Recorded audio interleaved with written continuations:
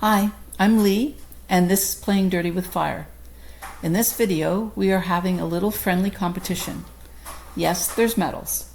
The event is Beach View on wine cups, and the competitors are Amaco, Clayscapes, Coyote, Laguna, Mayco, Pottery Supply House, Spectrum, and Speedball. Rules. Only the glazes made by that company can be used on their cups. No limit to number of glazes, but they can only be glazes I have on hand at the time of glazing. So there may be better glaze options, but I don't have them. And I can apply them using different techniques to best showcase those glazes. There's a fine line between curiosity and crazy, and I may have crossed it. Good luck, competitors. Let the games begin. First up is Amaco. I love it. To me, this is the beach view I was looking for.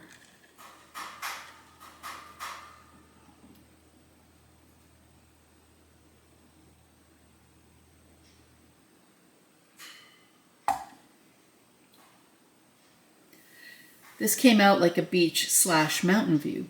I love the watercolor, a bit stormy looking, with a ton of movement and interaction. And the beach and sea foam is perfect. I have made a larger wine cup for each company to see if we can learn from this firing and make it better. So for Amaco, I think less might be better. The celadons have been overpowered by the honey flux, and the honey flux has created too much movement. So I'll cut back to one coat and eliminate this serious flow from the sky. I love the water and beach, so I'll keep that the same. Clayscape.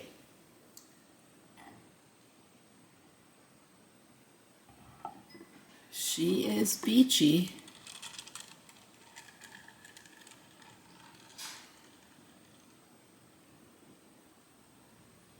Not bad for only having 4 glazes. And the Coastal Blue came out great.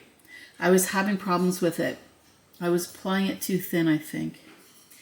Changes for the next cup. I want to use Lake Blue for both the sky and the water. A larger strip of horizon using Coastal Blue over butter. Keep the foam as cream and the beach in Coastal Blue.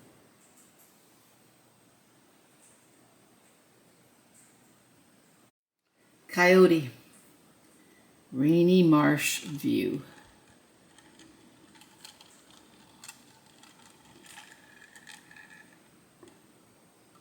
A little drippy.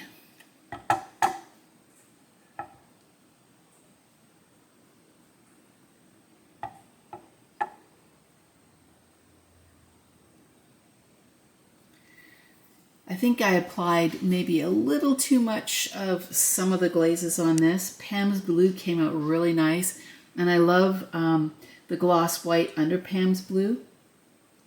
But I think the real reaction happens right here when Archie's base is put into play.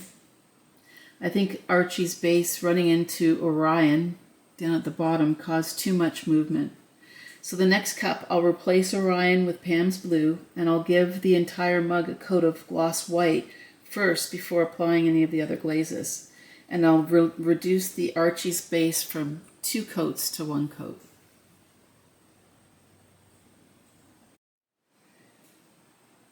I use cookies underneath each of these that I make. And I just cut it out with a cookie cutter. I make it thicker. I do a 1/2 inch as opposed to a 1/4 inch. I put kiln wash on it, bisque fire them, put kiln wash on, and then when I fire, I just put them on it like this. So if any dripping happens, it doesn't touch my kiln shelf. I have the advancer shelves, but it really is a mess when the glaze hits it, so it's better just to file it off like this. I prefer it not dripping at all, but you know, it happens. Laguna turned into a mountain view. The colors are beautiful. And in all fairness, a lot of these glazes are new or new to me, so I haven't really learned how to use them, and I think I applied too much, too many coats for Laguna. I think I could eliminate one coat. Instead of doing 3, I could go down to just 2 coats. It's beautiful, but not what I was going for. Also, Laguna likes cone 5, so I fired this whole kiln to 5.5, just to try to make it fair for all of the glazes, because some of the other glaze companies like a 6, or for me, like a 6 better than the 5. So for the next cup, I'm going to only apply the 2 coats and try not to overlap the coats, just have them meet and see what happens.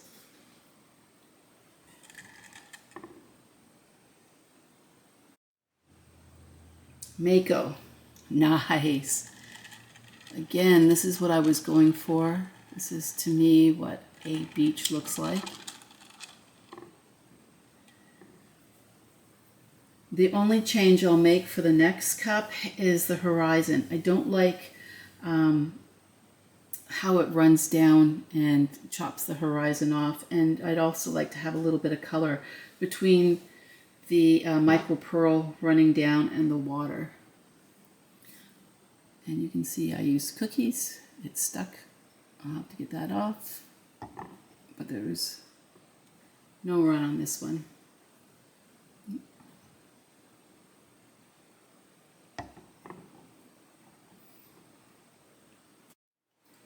Pottery Supply House, abstract.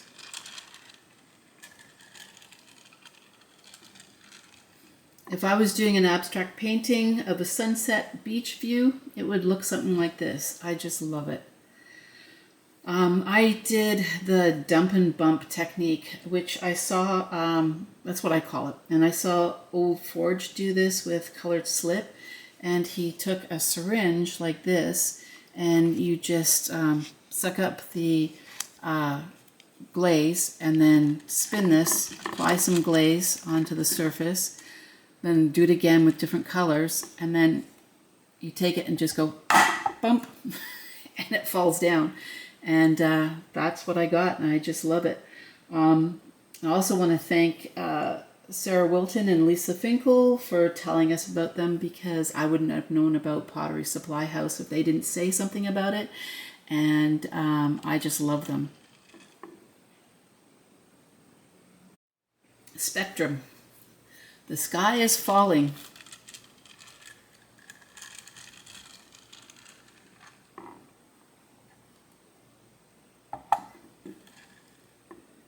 But who cares? Spectrum doesn't disappoint. This is a beautiful view, maybe through a window on a very rainy day. Changes for the next is I eliminate the pearl white on top, because I think that's what's caused everything to move down so much. I also just got 1451 Louisiana Bayou, so I will incorporate that. Too bad for the crack.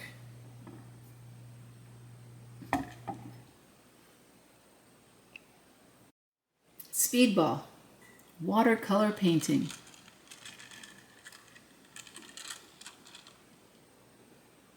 I don't have a lot of experience with Speedball. I just got them, but these glazes are stable. Wherever you put them, they pretty much stay. So I overlap to get interest in interaction, and she is pretty. The next time I want to try on the larger one to create more reaction by layering.